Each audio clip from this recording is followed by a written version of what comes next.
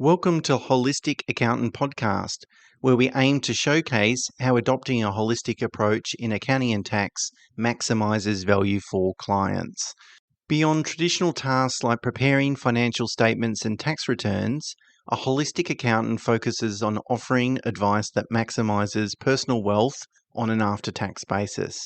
If you enjoy this episode, please consider leaving a rating and sharing it with those who might also benefit. And to ensure you stay updated, subscribe to our weekly email. The link is in the show notes.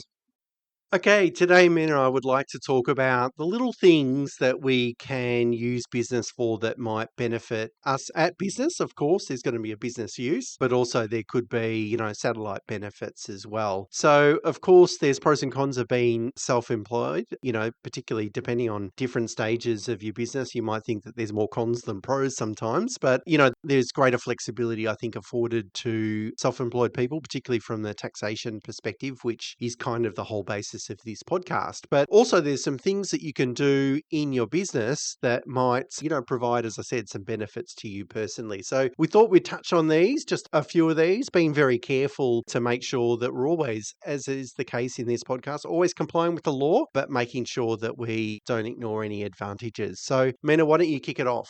All right, so the first one we probably want to cover, and it's probably the one that we get asked about the most, is around credit cards and reward programs. Now, there's a lot of business credit cards out there that obviously provide a lot of sort of points benefit as you sort of use it for your business and pay expenses for your business. So you funnel business expenses through the credit cards to essentially earn points. And these points can be converted to various things. The most common one can be used around sort of travel redemptions, where you can sort of convert points into things such as business class flights or upgrades or hotel stays for personal travel. Again, all within the realm of it being above the law. And there's a lot of payment platforms out there, and we don't recommend anyone in particular, but things such as like Snip and pay.com.au that you could potentially use for tax payments, and where you still get the full benefit of the points per expense paid. The surcharge can be tax deductible as well. So these are the kind of things that you can look at to sort of benefit personally by paying sort of business expenses using a business credit card. Of course, one thing to be careful of is the credit card companies are always changing redemption amounts and playing with those sorts of things. So it's really case by case, year by year proposition, I think, for these sorts of things. Also, if you are going to use it for flights and you don't plan well in advance, that can be challenging to find available flights on points as well. The next one is EVs, electronic vehicles. There's an FBT exemption, and we've produced an episode about that. But essentially, it allows self-employed people to go and buy a EV up to the luxury car tax threshold, which is around $91,000, and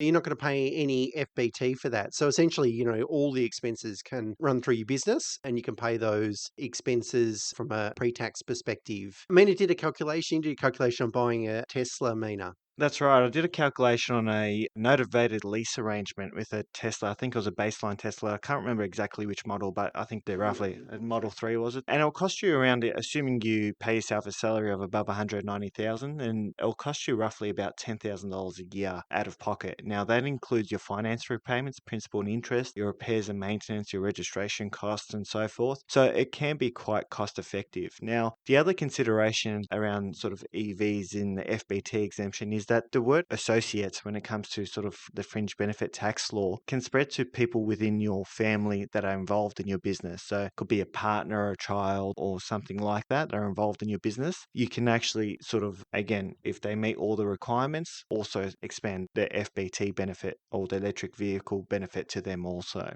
Now, the third thing that you could also consider is around travel and accommodation. Now, business and leisure trips, or leisure trips in general, holidays aren't obviously tax deductible. However, if there's a travel for a conference or a client meeting interstate or overseas, then you can potentially extend the stay, and airfares can often be prorated tax deductible as well as sort of accommodation and meals between sort of the business and private portions of it. So, if you're sort of you're away for 4 nights, for example, and 2 of those nights involve a conference, then potentially half of your airfares and accommodation expenses are sort of can be expensed against the business. Now, there's also an added benefit of the loyalty status. So obviously, the more you travel, the more you sort of accumulate airline and hotel sort of statuses from business trips, which can give you personal perks such as lounges and upgrades and the like.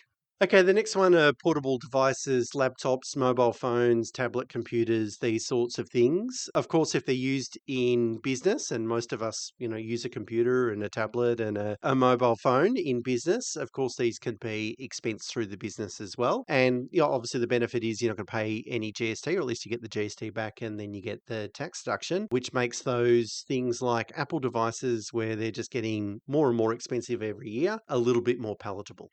And lastly, around education and personal growth. Now, businesses can fund education that sort of doubles as personal growth. So think about sort of things such as leadership programs, international events, your MBA courses and the like. Although they might not be necessarily straightly correlated with your line of work, if you're self-employed in terms of a business owner, then these kind of courses can be sort of justified in the sense that they're improving your ability to build your business, empower yourself, and give yourself the necessary sort of personal development, the networking, and it could be in different locations. So it could be somewhat in a sort of sunny location, unlike Melbourne at the moment in spring. So you could sort of double down on these things to sort of benefit you personally as well as get a business expense out of it as well.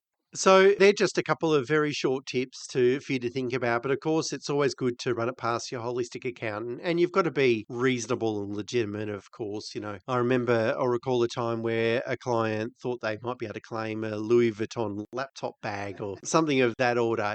Of course, it's got to be reasonable. You've got to have a defensible position. No one wants to get in a position where they're going to attract an audit or any particular problems. It's really, if you think about the tax effect of these sorts of expenses, it's just really not worth sticking your neck out like that. But having said all those things, of course, it's important to be aware of what is available and try and maximize them wherever possible. Okay, we'll leave it there for today. Until next week, bye for now.